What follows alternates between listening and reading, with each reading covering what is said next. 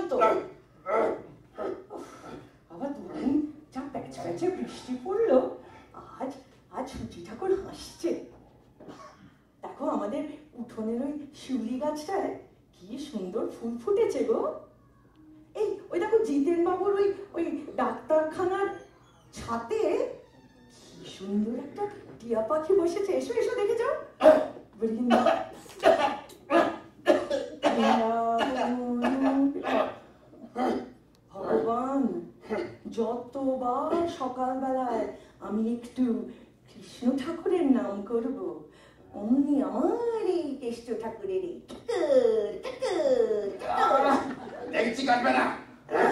না না বেল পাতা দিয়ে পুজো করব। মরছি তো আমাকে, ওনার এখন মদন মোহন হচ্ছে। সকালবেলা এই তো বকটা আর গেল না।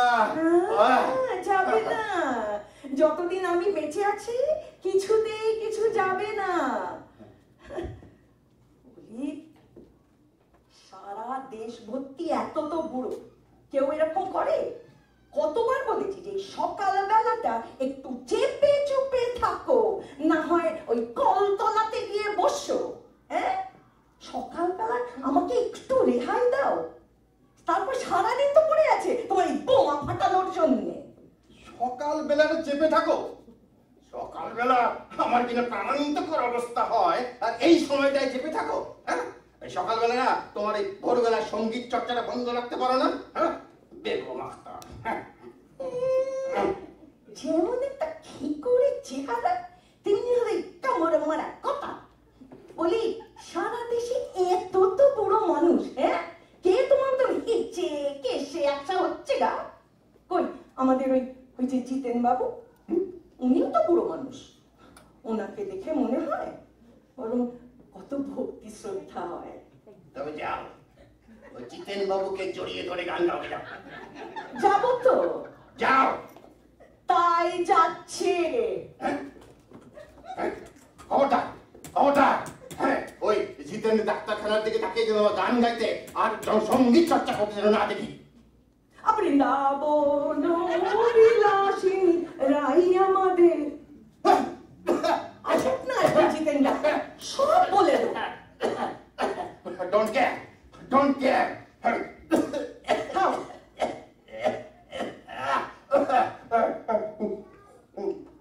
Don't care. ওই জিতেন বাবু। হ্যাঁ, টন্টু কেয়ার। এদিকে দম তো যে এখনো কটকটাচ্ছে, সেটা তুই জিতেন বাবুর জন্যেই। হ্যাঁ? হ্যাঁ? তুমি কথা বলবে না আমার সঙ্গে।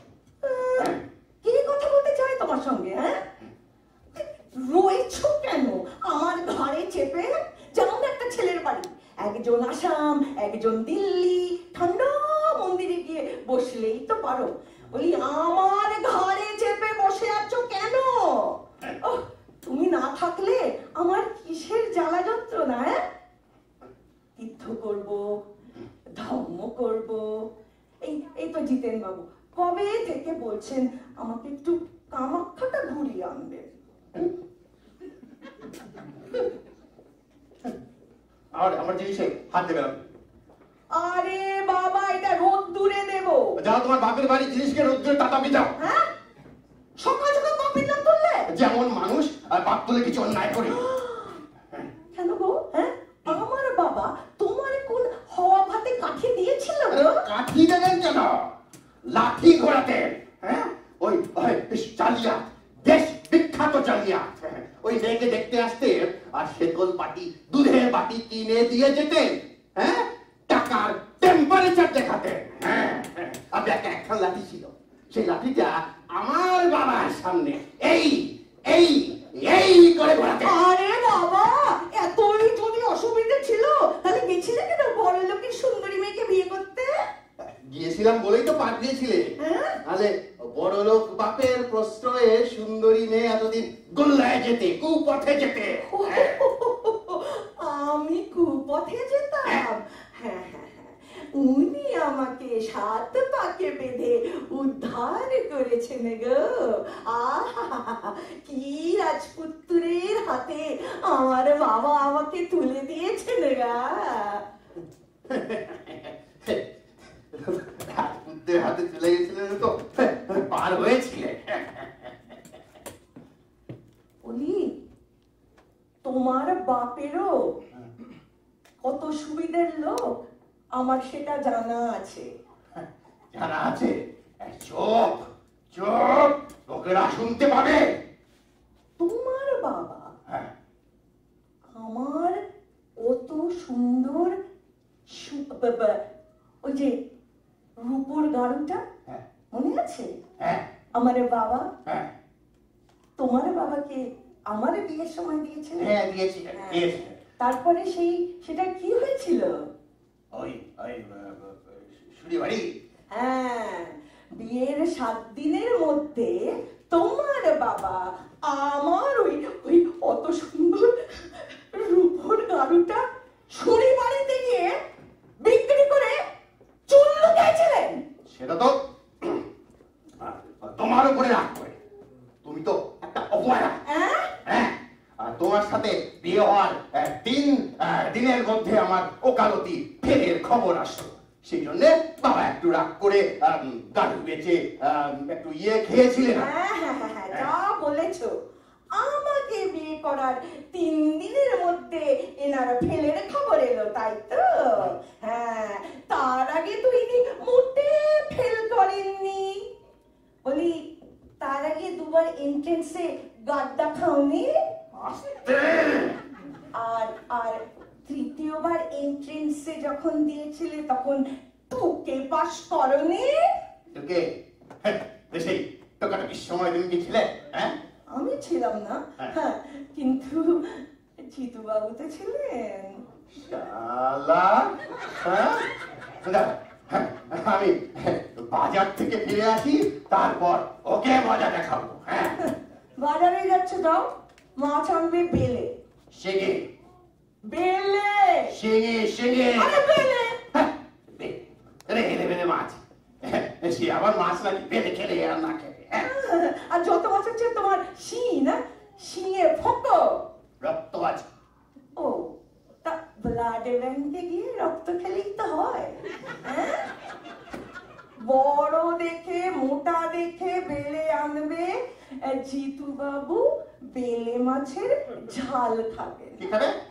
জিতু বাবু শিঙে শিঙে শিঙে। আরে বাবা কৃষ্ণ, রোজ মানুষটা এত সকাল সকাল আসে, আজকে যে কেন আসছে না? বলি জিতু বাবু, ও জিতু বাবু। ওই শালাকে আমি বাড়ির ত্রিসীমানায় ঢুকতে দেবো না। আর ওই শালাকে ছাড়া তো চলেও না। হ্যাঁ, যখন হাঁপের টান ওঠে, এই বাতের ব্যথা চার দিয়ে ওঠে। ওই শয়তানের ওষুধ আমি আর খাবো না। দেখেছো ছোট্ট বেলার বন্ধু থেকে কি না কি বলছে। বন্ধু নট শত্রু, মাই গ্রেটেস্ট এনিমি। মনে আছে? মনে আছে ওই শিউলি গাছ তলায়? হ্যাঁ হ্যাঁ, তোমার তোমার খোপায় হ্যাঁ ফুলের মালা জড়িয়ে দেয়নি সে? কি যে বলো, সে তো কবেকার কথা। তখন তো আমার সবে 3 মাস বিয়ে হয়েছে। তো এসেছিলেন পরিচয় করতে। এই তোমাদের এই পাড়াতে তো কোনো রূপসী বউ ছিল না, এসেছিলাম প্রথম আমি। ছেলেদের নজর তো একটু পড়বেই। আর জিতু বাবুরও তখন উঠতি বয়স। উঠতি বয়স? হ্যাঁ, আমার কি তখন পড়তি বয়স ছিল? তা লাগিয়ে দাওনি কেন মালা? হ্যাঁ, খোপায়। ও ঠিক আছে ঠিক আছে, আমিও বেলে মাছের ঝাল খাবো। বেলে দিলাম। এই, তোমার পেটে বেলে সহ্য হবে না, তুমি তুমি ওই শিঙি মাছই আনো। চেষ্টা করবো, চেষ্টায় কি না হয়। আরে বাবা, চেষ্টা করতে গিয়ে মরে যাবে। বেলে বেলে না না, শিঙি আনবে। শিঙি শিঙি শিঙি। আমার চিৎকার। দাঁড়া দাঁড়া, আমি এই মাত্র বড় খোকাকে চিঠি লিখছি। তোমাকে কি করে সাহায্য করতে হয় আমার ঠিক জানা আছে। কল্যাণী এসু বড় খোকা, আশা করি তোমরা সকলে কুশলে আছো। তুমি পত্রপাঠ এখানে চলিয়ে আসিবে। তোমার মাতৃদেবী আমার জীবন কণ্টকিত করিয়া তুলিয়াছে, আর আমার জীবনে আরেকজন শত্রুর আবির্ভাব হইয়াছে, এবং সে বহুদিন যাবৎ আমার অনিষ্টই করিয়া আসিতেছে, এবং এখন তাহার চরণে উঠিয়াছে। তুমি শীঘ্র আসিয়া আমাকে রক্ষা করো, এটি আশীর্বাদ। বাবা ঠিক আছে, আমিও লিখছি ছোট খোকাকে। প্রাণাধিক ছোট খোকা, প্রাণাধিকা ছোট বৌমা, তোমাদের পিতৃ ঠাকুর দিবারাত্র নিশি যামিনী আমার অস্থি মজ্জা হাড় মাস কালি কালি করিয়া দিতেছে।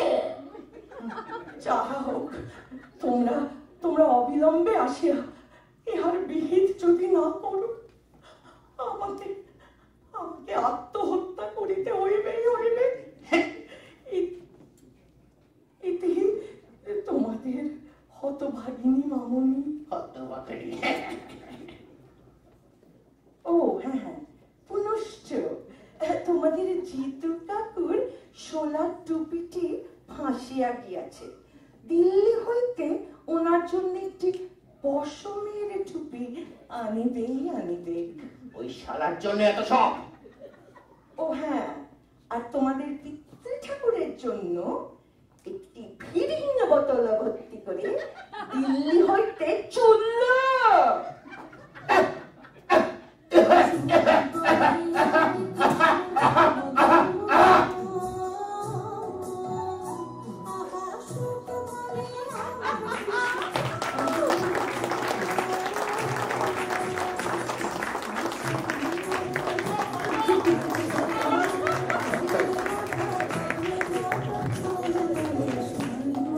অসাধারণ, তাই তো? ওদের নাম কি আর বলতে হবে না? ওকে, ও অনেকে চেনে না। তো তোমরা নিজেদেরকে ইয়ে করো, ইন্ট্রোডিউস করো। স্বামী করো না। বউয়ের চাপে গলাটা তো শেষ হয়ে গেছে। সিএনজি গ্রুপে লিখেছিলাম কফ সিরাপ নিয়ে আসতে, কেউ এনেছে কি? আমার নাম প্রদীপ্ত ভট্টাচার্য। আমি যেদিন থেকে সিএনজি শুরু হয়েছে সেদিন থেকেই যুক্ত। আমি প্রতীক, আরো আছে অমর্ত্য, দেব হাজরা যে এখন নেই, আছে, খুব মিস করছি ওকে। তো থ্যাংক ইউ, আপনারা সবাই এসছেন বলে। We will keep continuing this journey. আরো হবে, প্রতি 2-3 মাসেই আমরা করবো আবার ওপেন স্টেজ। আমার নাম শর্মিষ্ঠা ব্যানার্জি, বুড়ি, দি, মাসি, দিদাও বলে কেউ কেউ। আমরা খুব খুশি যে আপনারা সবাই এসছেন, এটা আমাদের জন্য মানে খুবই encouraging, and we are always looking for more people to join us, and we are very happy that we have another group here. So thank you so much. আপনারা এসছেন, আশা করি আপনারা এনজয় করছেন, আর আমাদের এনকারেজ করার জন্য আমরা সত্যি খুবই কৃতজ্ঞ। Thank you. ও, আর আমাদের ডিরেক্টর। নমস্কার, আমি সুস্মিত বসু, সিএনজির সাথে যুক্ত সিএনজির সূচনার কয়েক মাস পর থেকেই। তো এই আপনাদের আশা দেখে খুব ভালো লাগছে। আসতে থাকুন, আরও অনুষ্ঠান আমরা নিয়ে আসবো। আর এদের ব্যাপারে তো বলার কিছু নেই, এদের দুজনের মতন অ্যাক্টর অ্যাক্ট্রেসকে হ্যান্ডেল করাটা ছিল আমার ডিরেকশন। তো ভালো মতোই হয়ে গেছে মোটামুটি। ঠিক আছে।